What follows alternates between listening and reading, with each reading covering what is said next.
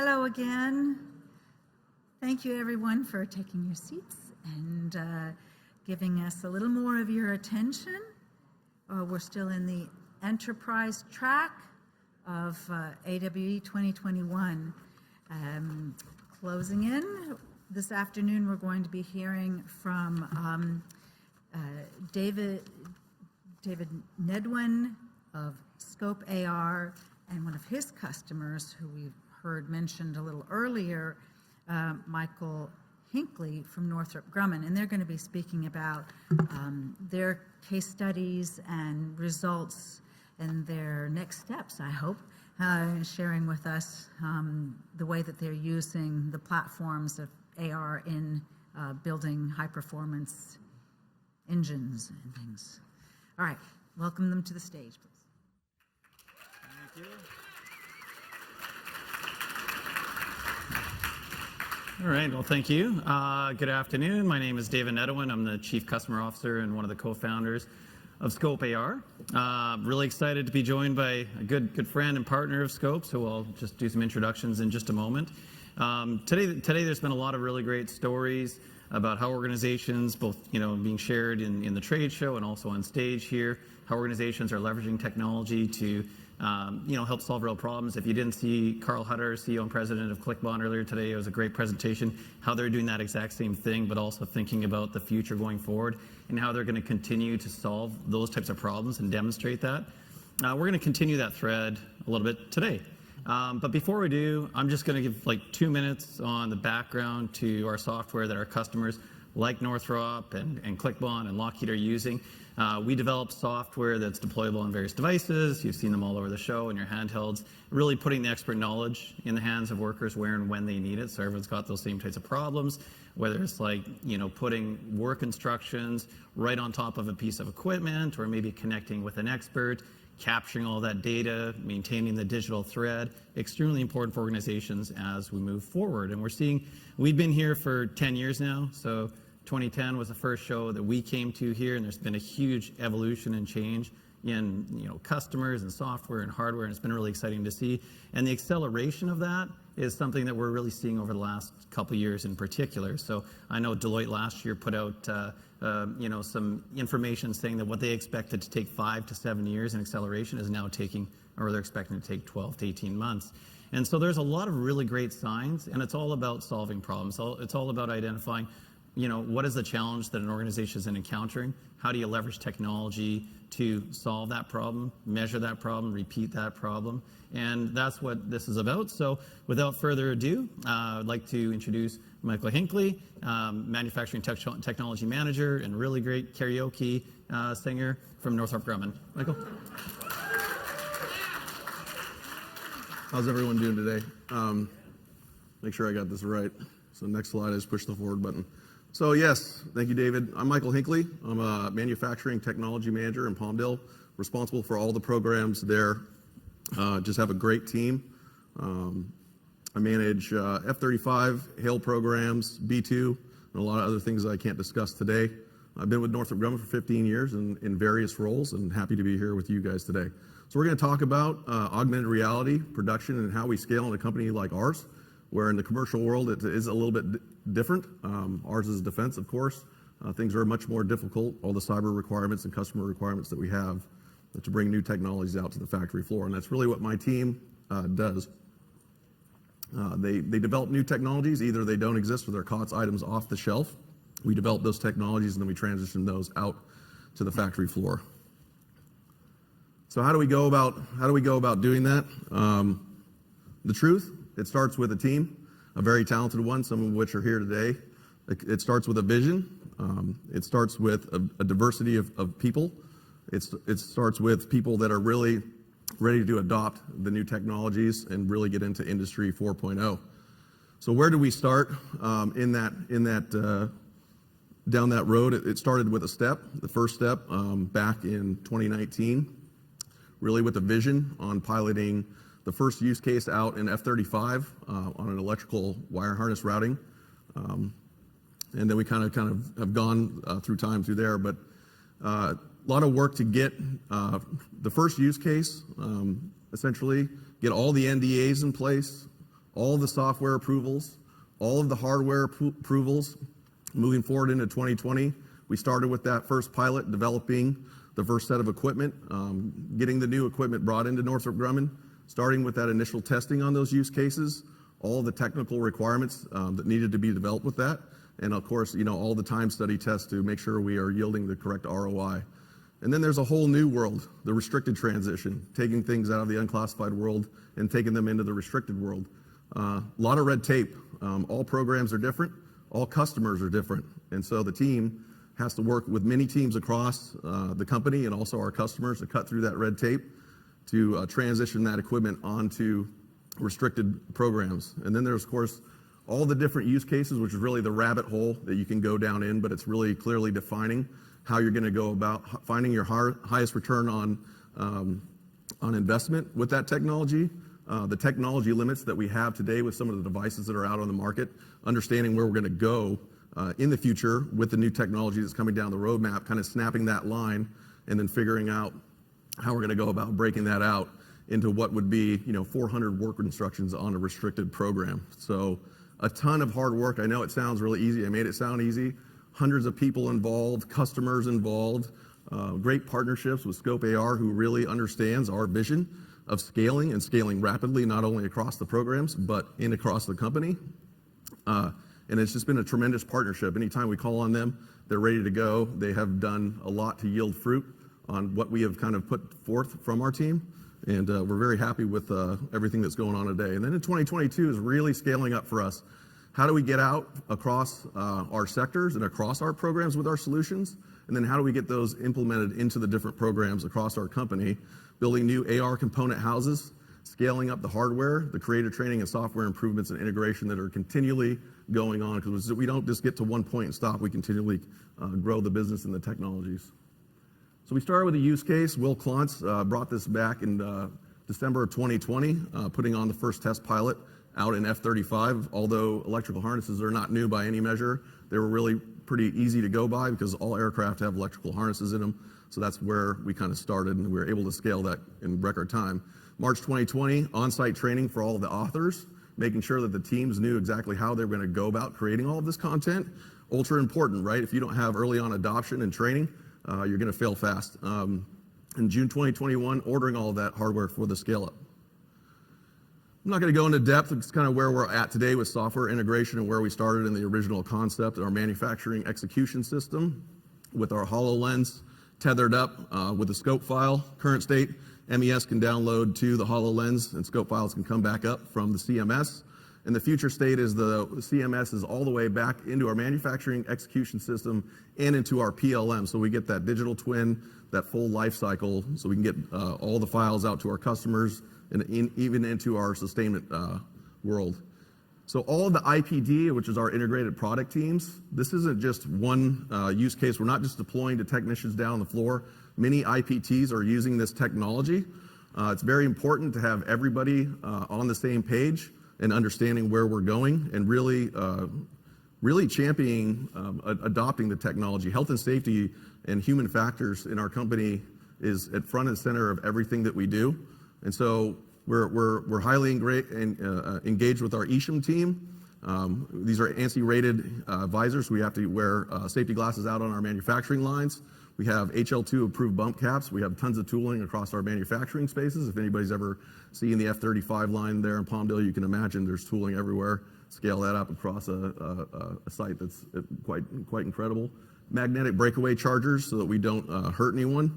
And then brow pads for safety. We have brow pads that we give out to each technician or individual that's using the headsets.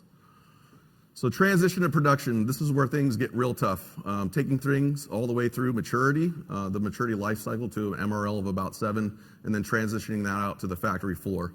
You have to have everyone on board with what you're doing, or they're not going to adopt the technology. They're just going to throw it in the trash and move on. So challenges of that TTP, software shifts company-wide. We have a very large company, somewhere up around 100,000 people. We have programs all over the United States and OCONUS. We're trying to limit the amount of software that's available and get a more enterprise vision. Kathy's kind of gone after that with the DTO. But programs love to spin up new things, and so new technologies are always coming on, so we're really trying to kind of bound that with a solution. Scope AR is that for us. Prepare for integration shifts. We're a 24/7 corporation. That means we're working 24/7 in our manufacturing spaces. And so making sure that you're ready to go support the floor anytime they need that support, that you're there to go help them, and that really helps with adoption. Vendor software update approvals. Boy, that just seems easy. It's not. We have to go through whole litany of cyber wickets, not only on the unclassified side, but in our restricted side. So making sure we get the updates to our software very quickly to make sure we have the latest and greatest is always a challenge for us. And then hardware limitations. Everybody thinks that this is going to solve world hunger, and maybe one day it will, but we're not quite there yet. We have a long way to go in this industry, and we need to keep driving our partners and all the folks that are making our hardware and software, listening to our requirements to remove those limitations so that we can get the kind of yields that we all imagine that we can someday. People, mentality shift, Industry 4.0. It's been tough. You've seen it in industries that can't adopt. We've been through many of them, die on the vine. And so Northrop Grumman has to do everything it can to usher into that new age. There isn't one defining ROI for every use case. There's literally millions of use cases out there, and you can keep going and going and going, but you need to identify the heavy hitters up front and go after those. And each use case is different. Each integrated product team is different. Everyone is different. So you need to understand those needs and make sure that you're getting your customer requirements correct first time around. Time value, intuition value. You're a technician on the line, hands-free, right? What fun is it working with a tool in your hand and a 2D drawing against 3D reality? It's not much fun. So making sure we bring that value out to our technologies. And technology will always continue to progress. We need to stay on top of that and in front of it. And there will always be people that try to stop that. There's the no people everywhere. You don't need to convince them. They will adopt. They will come along at some point. But you need to find the champions within your organizations to make sure they're up front first, helping you out to influence that technology across the company and adopt that. So it's very important to us. We spend a lot of time with our technicians and our integrated product teams, making sure they have everything that they need. So technician adoption, decrease adoption time for hardware and software, provide consistent and follow-up support. Every single person that puts a HoloLens 2 on at Northrop Grumman gets full training and support from our team anytime they need it, and that has been critical to our success. If they're out on the floor and they're having an issue, our people are down on the floor helping them out. And you need to train technicians early. You cannot take technology and slap it out on the factory floor in your production environment. It just does not work. It's disruptive. They don't want to deal with it. They have jobs to buy off.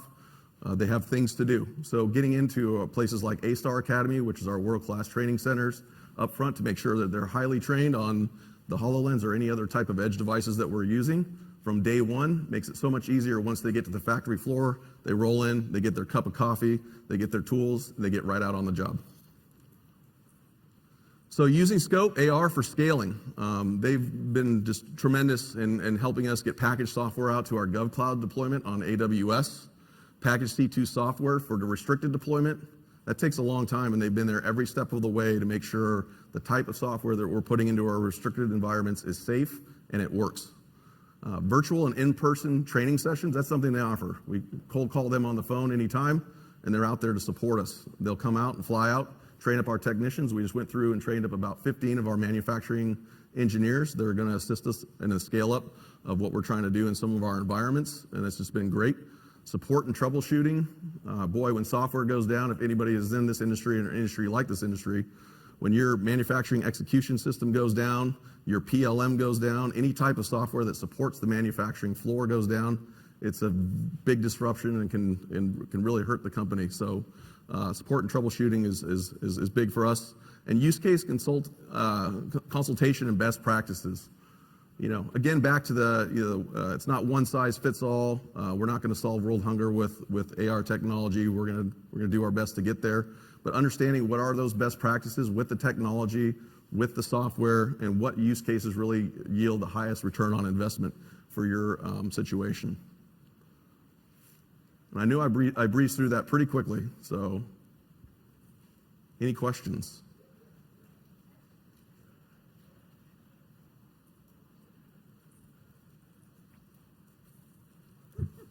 All right. Okay, first question. thanks for that. I really appreciate it. Specializing in high-risk, high-compliance industries, I can completely understand the application here. You mentioned a bit around training authors. Can you speak a little bit with regards to, who's authoring, how many people do you have authoring, what kind of support you're providing them, those particular pieces with regards to your implementation plan? Absolutely. So like I said, when I say rapid, you talk about November, it was one use case with just a few HoloLenses on one program. Fast forward to a fully transitioned to production system in a restricted environment that they're out using today without us. That's just amazing. We're going to scale that up. All of the software, the hardware, the computer support really started with a pretty small team. On my team, I have a team of about 20 with some other folks on IO for some other work. But anyways, they're going to support kind of the first touch to all of those things that we're doing. But the ME organization who handles all of the work instructions is fully integrated with us. They're scaling their team up right now to go start to handle some of this. So the training we just did was with 15 of them. I would say a workforce right now, today, maybe by first quarter of next year, to look like something of around 30 people that are not only supporting the factory floor, but are just creating work instructions. With the vision that one day the PLM systems create the work instructions for us, right? Every single time there's a design change, we can't go in and make a revision update and fully redo everything that's been done once. So getting to that holy grail where the PLM or whatever system you're using dumps out that information, light touches are done by an organization like manufacturing engineering is really kind of the way that we're driving. Does that answer your question? Yeah, it does. Thank you. Yeah, so it's been a ton, and all the documentation that really goes along with that. This has to be fully transportable, so there's many programs you can read about in our company. We're already having a lot of those conversations with them. So as we're parallel pathing with different technologies, we choose one that's really far down the road in maturity, and we just lift it up and we go transplant it into those programs. And so that is scaling as well. So I've been in talks with about 4 or 5 different programs as of late to getting those suites into their factories. Fantastic. And my last follow-up question, Sure. Representing IEEE, I have to ask, have you all started to look at XAPI and the integration of XAPI into this implementation and connections between work instructions and competency and all those pieces? Absolutely. So we've done some mind crafting on the network architecture of kind of how we're going to go about doing this, the up and down, the left to right, all the systems that need to talk, really what the end users need to see at the end of the day, and how you're going to go maintain that digital thread that one day you could be a maintainer out on a flight line, you could flip on your HoloLens, you just had a bird strike, and you want to see the XYZ axis of every tag that's ever been against that particular aircraft, right? That is exactly what we're driving to. And yeah, so I hope that helps. Yeah. So when you're building these use cases, do you have what kind of testing environments do you build to make sure everything's robust when it gets down to the floor? Yeah, that's a great question. So obviously, we have very tight tolerances in our industry. We're driving to actually use the HoloLens as a device to buy off jobs. It's not good enough for me that a technician just uses it, right? I want quality to get in there and actually use it to go inspect. And so obviously if you have tolerances of 30 thou, 100 thou, there's technology limits right now, there's software limits, but that's certainly where we're driving. From a use case perspective, it's kind of per program. We look at the kind of easy go-do right out of the front, kind of where the product is in its life cycle, what jobs are kind of up and coming. We're highly integrated with IE to make sure that the return on investment against those jobs in the schedule kind of lays out the way that we want. And that's kind of how we rack and stack our priorities. And then of course, it's difficult because everyone has a priority. The minute you put a HoloLens on, boy, it's right in the front of your mind that this thing can do amazing different things. So we have supplier quality organizations come put it on. As more use cases come on, we don't let that disrupt what we're doing. We kind of put that into the backlog, and then we kind of migrate that into the schedule to make sure it's kind of not all over the place. We never really get to where we want because it's just so disruptive by all the requirements that keep coming in. So sure. Just maybe a follow-up question. Sure. Leveraging this against your customers, such as government entities, DoD, are you There's been some hesitation. There's also been some enthusiasm. Do you find that this technology is going to become, how quickly do you see this being adopted by government users in some of the inspection lines, right? I mean, mean time between flight for like helicopters is like 16 hours for every hour of flight. So how do you drive that down with these inspection systems? Do you see that being a use case for that? Or? Yeah, I mean, I could sit here and talk to you for about a week on all the use cases that we've kind of Minecrafted out. But when I say customers and adoption, I'm not just talking internally, I'm talking externally. Every customer that I come across, and my group has the great honor of being, we're the only group in the company, in our facility, that demos to every customer that walks through our building. So getting a HoloLens on a 4-star, a Secretary of Defense, Congress, right? Yeah. As soon as they put it on, they get it. All right. And that's how we really capture them. You can talk about AR all day, but until you see it yourself, you won't believe it, right? And that's something that we do. I've had the opportunity to brief senior executive service in a few different instances, and we talk about the digital transformations. We're all trying to figure out what that big buzzword means to us in our industries. And it's, hey, Mike, cold call me on the phone if someone's getting in your way. Well, That is the type of customer engagement we have. Yeah, thank you for doing that work. It's really hard. And It is very difficult, but we're going to keep going. You have time? I'm Shelley Peterson from Lockheed Martin. Hi. Just a very quick question. Yes. Fantastic briefing. Oh, thank you. Your end users' response to using the technology, what do you see there? Oh, it's great. We have surveys in place that we send out.